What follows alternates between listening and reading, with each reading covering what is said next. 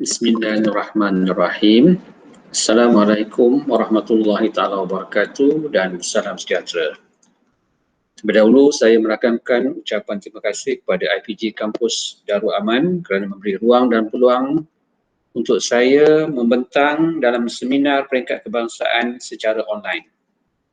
Saya Dr. Ir Rahman bin Harun dari Institut Pendidikan Guru Kampus Pendidikan Islam akan membentang kajian yang bertajuk keberkesanan kaedah salak dalam membantu penyediaan dan penyampaian bahan tazkirah. Saya bersama-sama dengan rakan penyidik yang terdiri pada Dr. Nazaria binti Sani, Puan Siti Hajar binti Idrus, Puan Mahawa binti Pilus, Dr. Yusfarina binti Muhammad Yusof dan Dr. Fazila binti Mak Zain.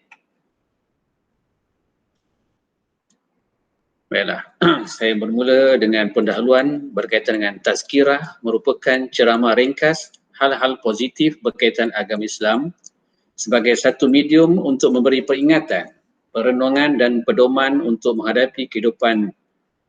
Definisi yang diberikan oleh Kamus Dewan 2007. Seterusnya, penyampaian yang jelas, menarik dapat menimbulkan semangat para audiens untuk mendengar mesej yang disampaikan oleh pentazkirah.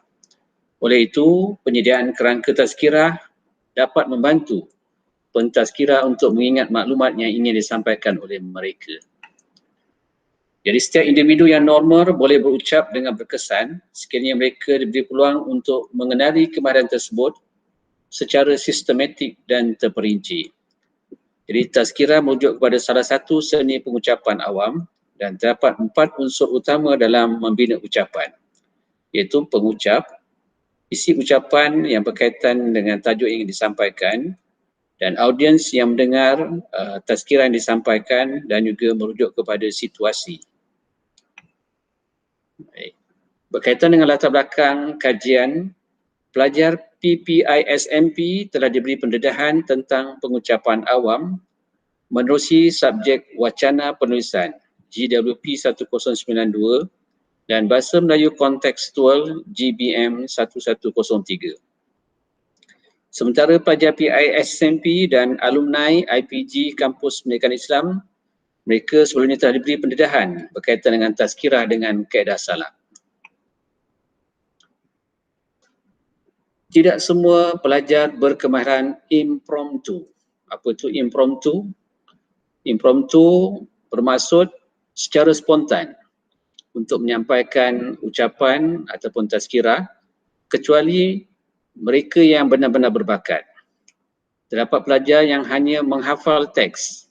Selain daripada itu, kebanyakan juga pelajar hanya membaca teks. Oleh itu, penyelesaian masalah bagi permasalahan ketiga-tiga masalah yang saya nyatakan tadi extemporaneous, iaitu dibuat persediaan rapi hasil gabungan daripada ketiga-tiga masalah di atas. Jadi pihak kami ataupun kumpulan kami telah memperkenalkan tazkirah dengan kaedah salak yang diperkenalkan sebagai pengayaan ilmu dan seni dalam pengucapan awam. Di sini saya perturunkan tentang tazkirah kaedah salak. Salak merujuk kepada S siapa, A aktiviti, L lokasi, A alatan dan seterusnya K keterangan. Siapa letakkan ganti nama diri, jantina atau kumpulan. Aktiviti berkaitan dengan pelakuan atau tindakan. Lokasi merujuk pada tempat. Alatan barangan yang digunakan pakai. Seterusnya keterangan memperincikan pelakuan atau tindakan. Jadi objektif kajian yang pertama, tazkirah dengan kaedah salak mudah disediakan oleh pentazkirah.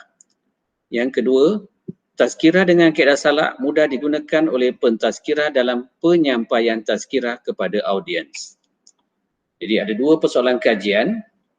Yang pertama, adakah tazkirah dengan kaedah salak mudah disediakan oleh pentazkirah? Yang kedua, adakah tazkirah dengan kaedah salak mudah digunakan oleh pentazkirah dalam penyampaian tazkirah kepada audiens?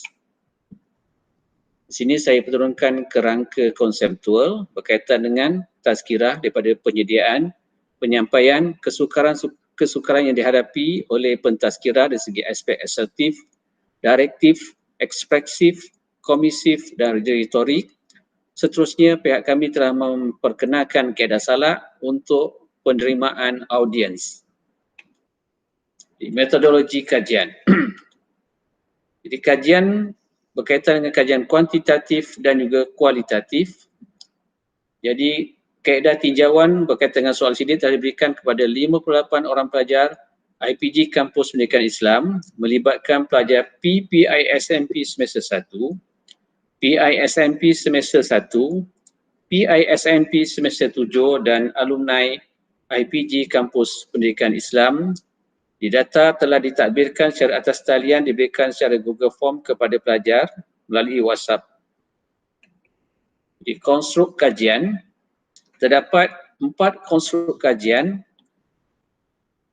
iaitu kriteria pengembangan idea dalam kaedah salak sebanyak 7 item, organisasi idea 5 item, kriteria pengembangan idea dalam kaedah salak sebanyak 4 item dan penjimatan masa untuk penyediaan tazkirah 4 item. Jadi seterusnya daripada item tersebut diberikan tahap skor min.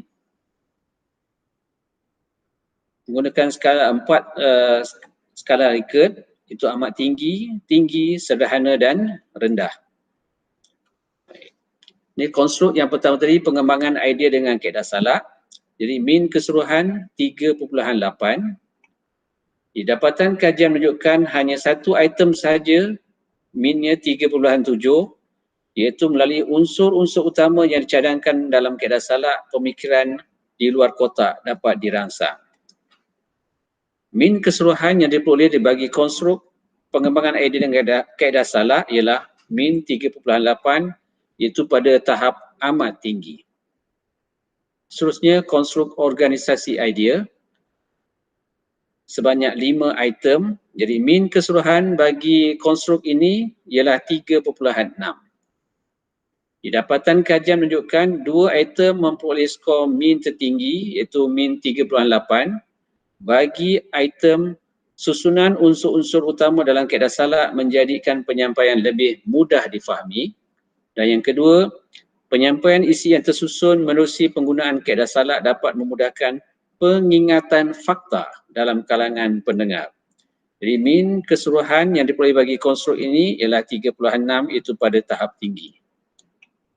Seterusnya, konstruk kaedah salak membantu kejelasan idea. Terdapat 4 konstruk dan min keseluruhan ialah 3.5. Dapatan kajian menunjukkan skor min tertinggi, minnya 3.7 dengan item-item unsur-unsur utama dalam kaedah salak membolehkan isi ditulis secara lebih ringkas dan padat serta jelas. Yang kedua, melalui unsur-unsur utama dalam kaedah salak, isi dapat dituliskan dengan penerangan yang jelas. Dan yang ketiga, penulisan yang jelas melalui penggunaan kaedah salak dapat meningkatkan keyakinan diri dan motivasi semasa penyampaian tazkirah. Seterusnya, min keseluruhan bagi konstruk ini iaitu pada tahap tinggi. Seterusnya, konstruk penjimatan masa penyediaan tazkirah. Terdapat 4 konstruk dengan min keseluruhan 3.2.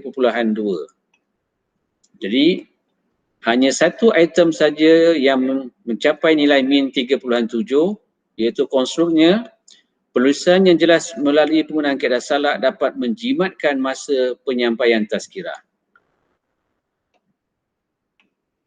Baiklah.